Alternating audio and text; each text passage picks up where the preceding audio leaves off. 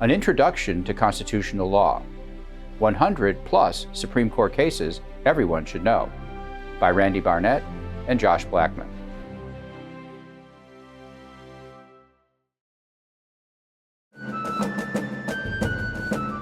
Wisconsin v. Yoder, 1972. Amish people follow a traditional way of life. Under the teachings of their religion, salvation requires life in a church community separate and apart from the world and worldly influence. To maintain this separation, Amish parents object to sending their children to public school after they complete the 8th grade.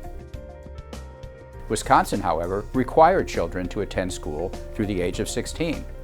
3 Amish parents, including Jonas Yoder, were convicted of violating the state's compulsory education law. They were each fined $5. On appeal, Yoder and the other parents argued that their convictions violated the Free Exercise Clause of the First Amendment. The Wisconsin Supreme Court agreed and exempted the parents from the compulsory education law.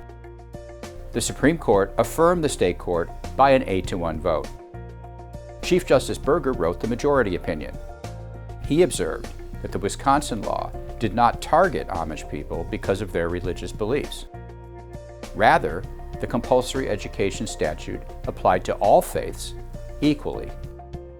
This neutral law was, quote, generally applicable.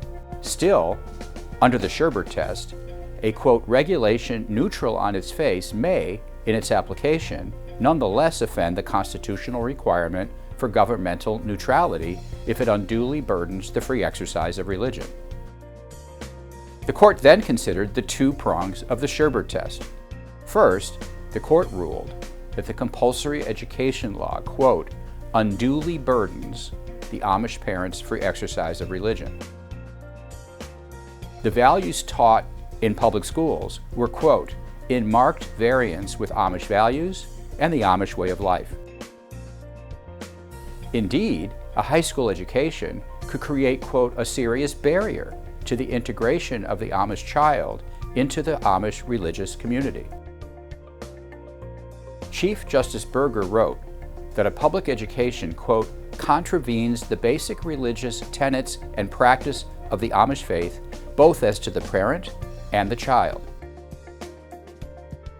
The court concluded that mandatory schooling, quote, after the 8th grade would gravely endanger, if not destroy, the free exercise of the parents' religious beliefs.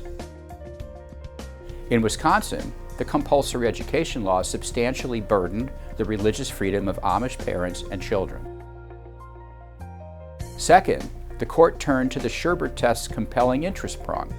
Chief Justice Burger recognized that the state may have a compelling interest in requiring younger students to attend primary school.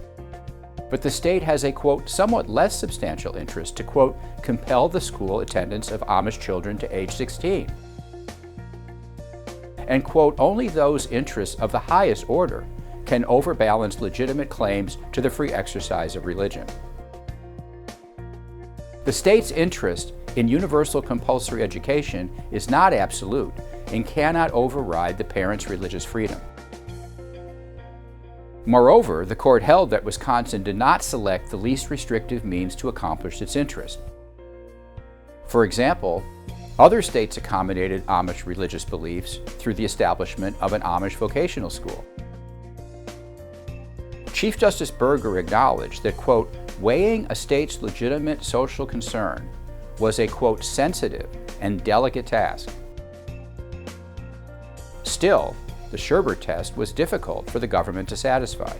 Here, Wisconsin failed to, quote, show with particularity how its admittedly strong interest in compulsory education would be adversely affected by exempting the Amish parents. Ultimately, the court held that the First Amendment required Wisconsin to exempt the Amish parents from the state's compulsory education law. Justice Douglas was the lone dissenter.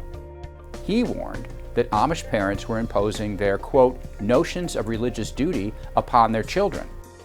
Children, he observed, quote, have constitutionally protectable interests. Justice Douglas wanted to ask the children if they wished to follow their parents' beliefs. Justice Douglas concluded that, quote, "The state may well be able to override the parents' religiously motivated objections if a mature Amish child desires to attend high school."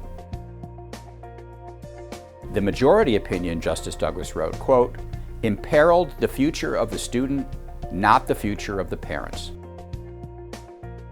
Study guide. Do parents have the right to direct the upbringing of their children? Is such a right stated anywhere in the Constitution? Is there any limit to such a right?